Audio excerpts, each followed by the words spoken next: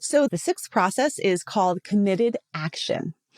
And ACT at its very core is a behavioral psychology. And what that means is that we are often looking at what are the behaviors that would be the daily patterns that as they client does them and reinforces them with their values and repeats them over time, builds the life that they want. What are the small daily habits that would help them grow their connection, help them grow their values, help them grow how they want to be in the world? And I mentioned early on about something called appetite awareness training. And this type of appetite awareness training is a cognitive behavioral approach that I researched when I was in graduate school, developed by Linda Craighead. And it was used for folks that struggle with binge eating, overeating, and folks that struggle with restricted eating. And the idea behind appetite awareness training is helping clients begin to self-monitor their hunger and fullness cues so that they can use their hunger and fullness to guide their eating as opposed to external cues like trying to control their emotions or cravings or food rules that they should or shouldn't eat X, Y, and Z. So one of the committed action skills that I worked on with this client was creating a monitoring form. And you can do this either with an app. There's lots of apps out there that you can track things on. Folks can do this pencil and paper if they like to use pencil and paper forms, or he just preferred to use something in his notes section, where at least one meal a day, and preferably all meals in the beginning, but you have to be flexible because not every client is going to be able to do, you don't want to set the behavioral goals too high that the client actually doesn't follow through on them. But at least one meal a day, have the client begin to track their hunger level on a scale from 1 to 7 before eating, where 7 is stuffed and 1 is really, really, really hungry, and 4 is neutral. So on scale from 1 to 7 before eating, how hungry were you? Now, some people might not even know what hunger or fullness is. So that can even be part of the discussion. How do you know if you're hungry? What does your body feel like, sound like, sense when you are hungry? And what is a 1 for you versus a 2 for you versus a 7 for you? And then also track on a scale from 1 to 7, how full they were when they stopped. So you'll have 2 scores that they'll be tracking: their hunger and fullness before eating and their hunger and fullness after eating.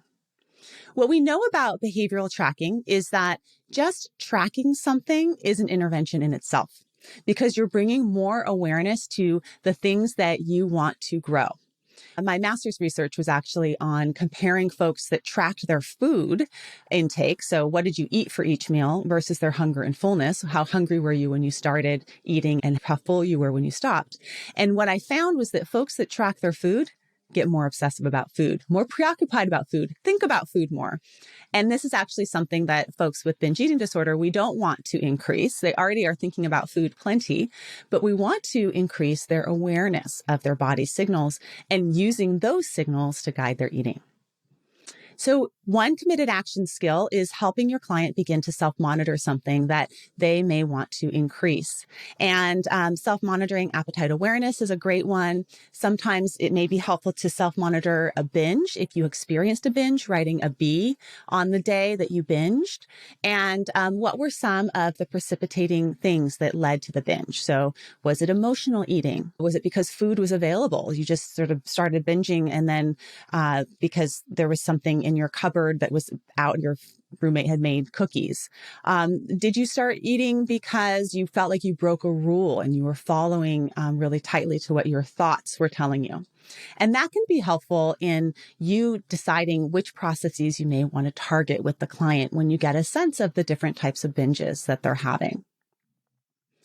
Another aspect of committed action is making the behavior changes that you're working on with your clients really small.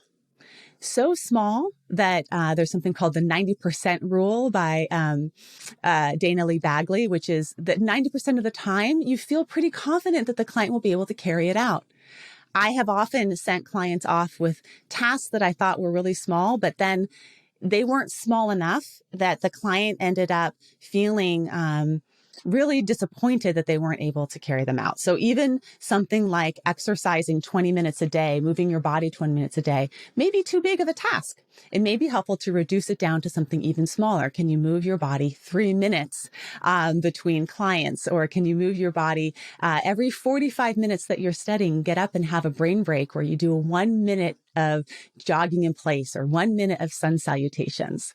That was something that this client and I worked on because it was really helpful for him, because it took him longer, given his dyslexia, to study, to have these brain breaks throughout his study periods where he would get up and just move his body, go walk around the block outside, call somebody for just a few minutes and check in, that were helpful in breaking up the study sessions. So that was part of the committed action skills that we worked on. We worked on also committed action around how to get him some more support. So certainly looking at contextual factors is really important. This was not just an individual sort of his fault that he was struggling with the MCAT. He needed some more support, especially with his dyslexia, making sure that he had extra time on the exams, making sure that he had a tutor that specialized in learning differences that could help him, and how to be psychologically flexible, use all of these other psychological flexibility processes of acceptance and diffusion and values to motivate him to seek out some of this help and support. So ultimately, we also looked at self-compassion with committed action as well, because a lot of the ways in which he was engaging in relating to himself around food and eating was quite punishing.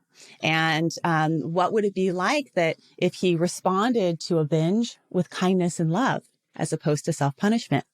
And part of that looked like for him, when he binged, waiting until he was hungry again. And when he was hungry, eating something that felt really nourishing as opposed to restricting his food. And that intervened with that cycle of avoidance for him. Committed action also had to do with cultural and familial factors of really making time to have meals with his family and reclaiming that time with his family again, where he could focus on enjoying the food and being present with his family while eating, as opposed to being caught up in shame and comparison. This type of self-compassion, again, is an umbrella that encompasses all of ACT.